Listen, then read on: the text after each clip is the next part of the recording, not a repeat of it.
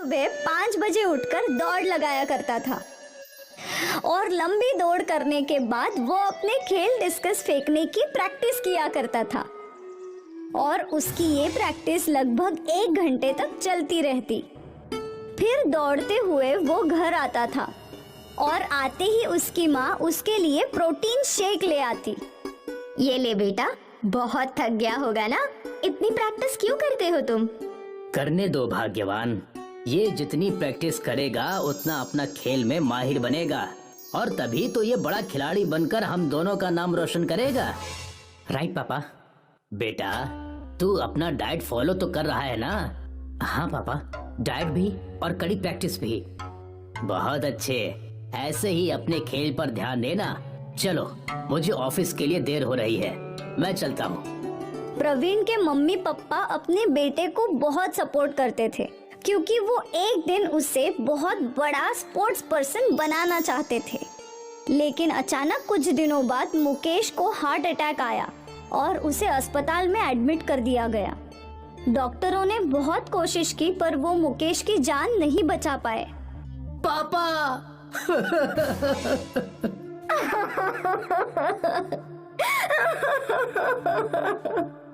प्रवीण और मालती बेसहारा हो चुके थे। समय बीता और प्रवीण और मालती ने अपने आप को संभाल लिया। बेटा, वो तो नहीं रहे पर तुझे उनका सपना जरूर पूरा करना है। तुझे एक बड़ा खिलाड़ी जरूर बनना है। हाँ माँ, पर माँ। तू घर की चिंता मत कर, मैं कहीं ना कहीं काम करके पैसे कमा लूंगी।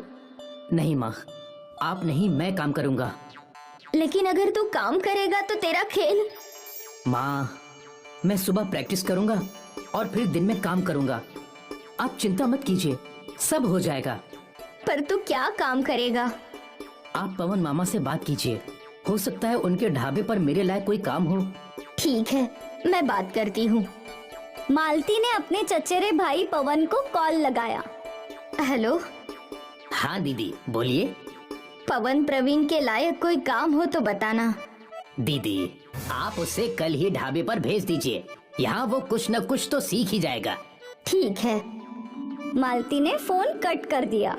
बेटा, कल ही मामा जी के ढाबे पर चले जाना, वो तुम्हें काम सिखाएंगे। जी माँ। अगली सुबह प्रवीण ढाबे पर पहुँचा। वहाँ वो अपने मामा जी से मिला। दीदी कैसी हैं? अब माँ ठीक हैं। जीजा जी का जाना एक बहुत बड़ा सदमा था। मामा जी, मैं माँ की जिम्मेदारी उठाना चाहता हूँ। अच्छी सोच है बेटा। मुझे तो कोई काम नहीं आता, आप अगर मुझे कोई काम सिखा दें तो बहुत मेहरबानी होगी मामा जी। बेटा, ऐसी बातें क्यों कर रहा है? तू मेरा भांजा है, मैं तुझे काम भी सिखाऊंगा और पैसे भी दूंगा। चिंता मत कर बेटा। धन्यवाद मामा जी।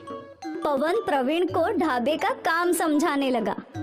फिलहाल तेरा काम है कस्टमर्स के ऑर्डर लेना और उन तक ऑर्डर पहुंचाना, और धीरे धीरे तुझे खाना पकाना भी सिखा दूंगा।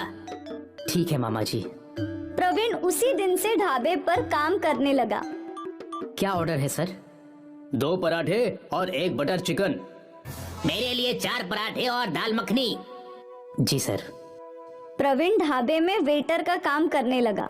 वो खुश था कि एटलीस्ट उसे कोई काम तो मिला। पहले की तरह रोज सुबह 5 बजे लंबी दौड़ पर जाता और फिर अपने खेल डिस्कस फेंकने की प्रैक्टिस करता और फिर घर लौटकर काम पर जाने के लिए तैयार हो जाया करता था। बेटा, कम से कम नाश्ता तो करके जा। लाओ माँ। प्रवीण हड़बड़ी में नाश्ता खाते खाते निकल जाया करता था। हे भगवान, मेरे बेटे का सपना जरूर पूरा करना।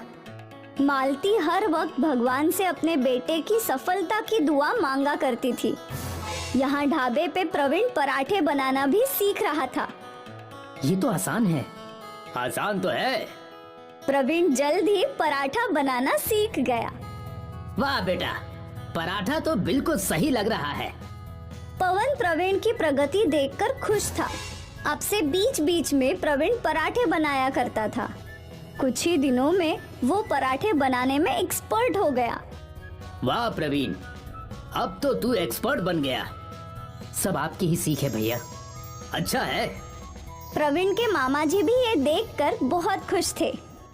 फिर एक दिन जब प्रवीण ढाबे में पहुंचा तो उसने देखा कि मामा जी बहुत परेशान हैं। क्या हुआ मामा जी? आज एक बावर्ची नहीं आया पराठे वाला। मामा जी तो क्या हुआ? मैं पराठा बना दूंगा। आज छुट्टी का दिन है, कस्टमर्स भी ज्यादा होंगे। तू कस्टमर संभालेगा या पराठे बनाएगा? मैं दोनों करूंगा, आप देखते जाइए। प्रवीण को पता था उसे क्या करना है, पर उसके मामा जी चिंतित थे कि आज उनका दिन कैसा बीतेगा। खैर दोपहर हो गई और ग्राहक आने लगे। जी सर, क्या लाऊं? मेरे लिए 4 पराठे और कढ़ाई पनीर, 3 पराठे और अंडा मसाला, मच्छी कड़ी और 4 पराठे। सारे ऑर्डर्स लेकर प्रवीण किचन में गया और पराठे बनाना शुरू कर दिया। उसने बड़े तवे पर पराठे सेकने डाले और फिर ये लीजिए सर, आपका कढ़ाई पनीर, आपका अंडा मसाला और आपकी मच्छी कढ़ी। अरे पर पराठे कहाँ हैं? अभी आ जाएंगे। प्रवीण वापस तवे के पास लौटा और वहाँ उसने तवे पर से पराठे निकाल के उसे सीधा कस्टमर्स की प्लेट में फेंका। ये देखकर कस्टमर हैरान हो गए और प्रवीण के लिए तालियां बजने लगी। ये तो फ्लाइंग पराठा है, वाह दोस्त। Thank you sir. फिर क्या था, प्रवीण तवे के पास खड़े रहकर ही पराठे फेंकने लगा। मामा जी भी बहुत खुश थे क्योंकि आज ग्राहक रोज से ज्यादा थे और कमाई भी ज्यादा थी। प्रवीण के फ्लाइंग पराठे मशहूर हो गए। लोग लाइन लगाकर फ्लाइंग पराठा खाने आने लगे। मामा जी का मुनाफा बढ़ गया और उन्होंने प्रवीण की पगार भी बढ़ा दी। प्रवीण के घर अब पैसों की कमी नहीं थी। ये लो माँ। जीता है बेटा। अब प्रवीण अपने खेल पर भी अच्छे से ध्यान दे पाता था। वो रोज प्रैक्टिस करता, डाइट फॉलो करता। ये ले तेरा प्रोटीन शेक और ये रहे तेरे सप्लीमेंट्स। थैंक यू माँ। भूलना मत, अगले हफ्ते तेरा कंपटीशन है। हाँ याद है। और फ्लाइंग पराठा फेंककर वो सेलिब्रिटी शेफ भी बन गया था। लोग उसके साथ फोटो लिया करते थे।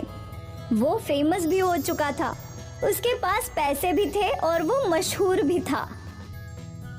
डिस्कस थ्रो के स्टेट लेवल चैंपियन है प्रवीण शर्मा। और धीरे धीरे वो अपने पापा का अधूरा सपना पूरा कर रहा था। प्रवीण के फ्लाइंग पराठे उसकी जिंदगी में नया मोड़ ले आए। ऐसा मोड़ जो सीधा उसे अपनी मंजिल तक ले जाएगा। प्रवीण एक दिन बहुत बड़ा स्पोर्ट्स पर्सन बनकर रहेगा। मोहनलाल गांव का संपन्न किसान था।